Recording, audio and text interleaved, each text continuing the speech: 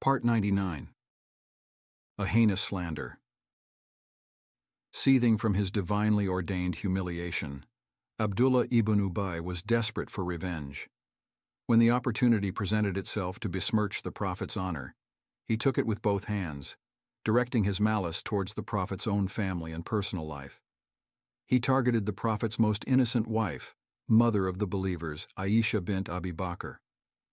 Aisha narrated the entire story firsthand and in great detail.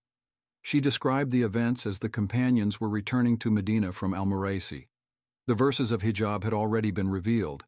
In modern vernacular, hijab refers to the headscarf worn by Muslim women, which covers one's hair and chest. However, in classical Quranic Arabic, the word himmar is used in this regard. The word hijab in classical Arabic meant barrier, and it referred to rules specific to the mothers of the believers, that is, the wives of the Prophet.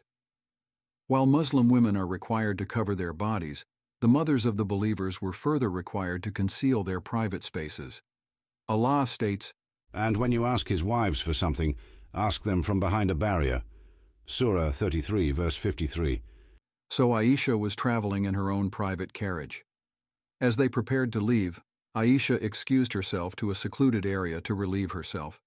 When she returned, she realized that her prized necklace was missing. As it had so much sentimental value, she was deeply worried and spent a lengthy time looking for it. Meanwhile, the guards responsible for carrying her carriage did not notice her absence.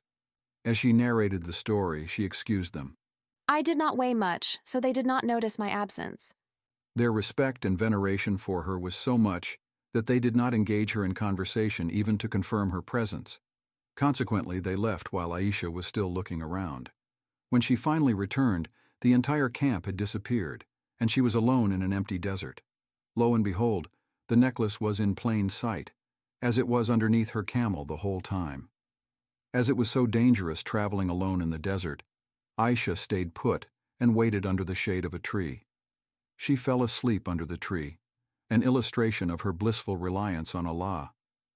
Eventually, the companion Safwan ibn Mu'attal al-Sulami, who had overslept and was catching up, passed by and saw her. While narrating, she remarked, "He had seen me before the verses of hijab, so he recognized me."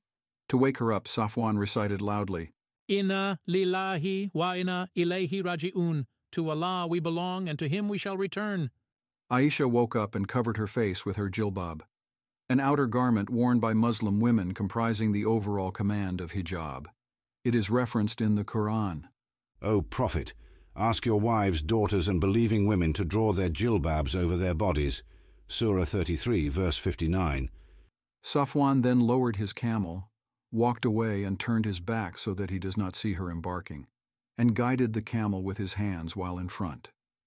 Aisha stated, "By Allah, we did not converse with one another, nor did he say one word to me the whole way to Medina." They eventually caught up to the group, and at the back of the group was none other than Abdullah ibn Ubay ibn Salul. As soon as Aisha arrived in Medina, she fell sick with a severe fever and was bedridden for an entire month.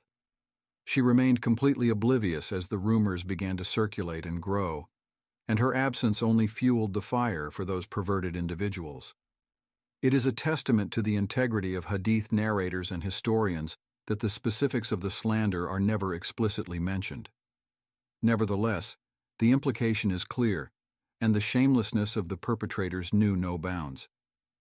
Aisha stated that she had no knowledge whatsoever about what was being said, and the only indication that something was awry was that the Prophet was slightly aloof. Aisha was sick, and the Prophet was trying to deal with the matter privately.